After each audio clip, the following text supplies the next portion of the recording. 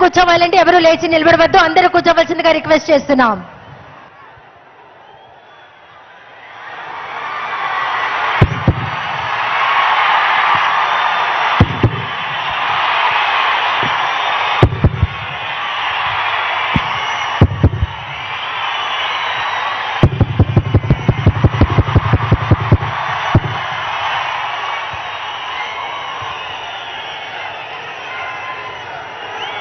సిద్ధమా?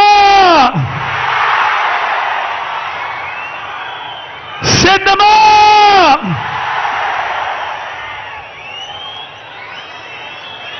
మరో చారిత్రక విజయాన్ని అందుకునేందుకు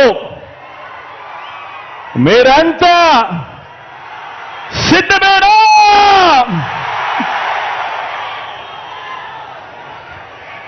ఇంటింటి చరిత్రను, పేదింటి భవిష్యత్తును మరింత గొప్పగా మార్చే పరిపాలన అందించేందుకు, మన పార్టీని మరోసారి గెలిపించుకునేందుకు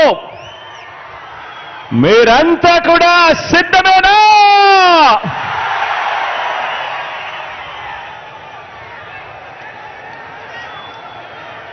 పేదల భవిష్యత్తుని, పేదల్ని కాటేసే ఎల్లో వైరస్ మీద,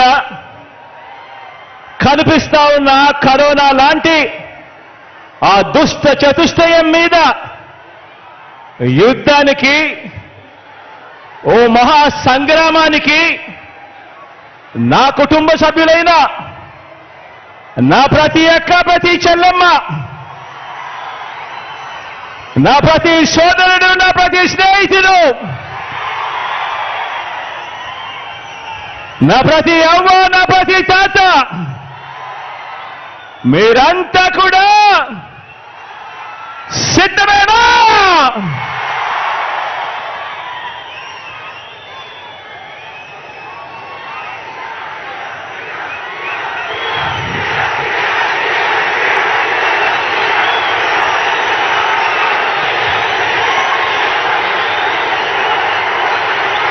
రామాయణము,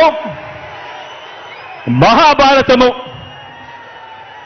మన కర్మ ఏమిటంటే మన రాష్ట్రంలో రామాయణము, మహాభారతము ఈ రెండింటిలోని ఉన్న విలన్లంతా కూడా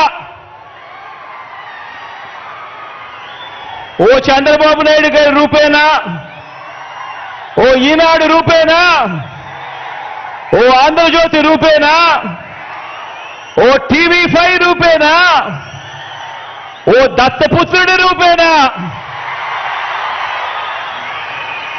ఇతర పార్టీల్లో ఉన్న చంద్రబాబు నాయుడు గారి కోవొట్టులు, ఇంతమంది తోడేళ్లందరూ కూడా ఏకమై మీ జగన్ చుట్టూ బాణాలు పట్టుకొని రెడీగా ఉన్నారు.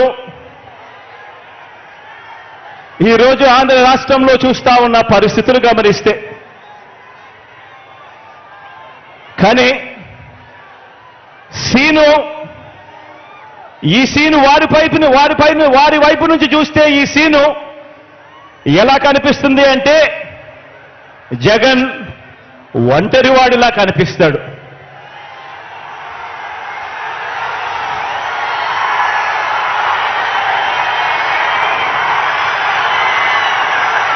వాళ్ళ వైపు నుంచి చూసినప్పుడు ఇంతమంది తోడేళ్ల మధ్యన జగన్ ఒంటరివాడి మాదిరిగానే కనిపిస్తాడు.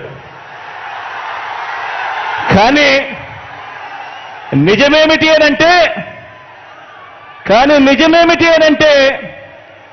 ఇక్కడ కనిపిస్తా ఉన్నదే నిజం.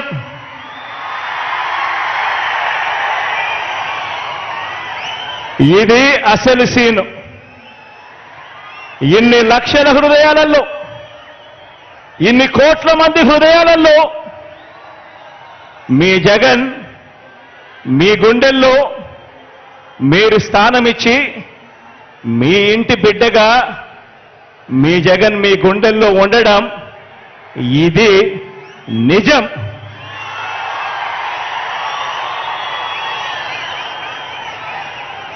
జగన్ ఏనాడు ఒంటరి కాదు.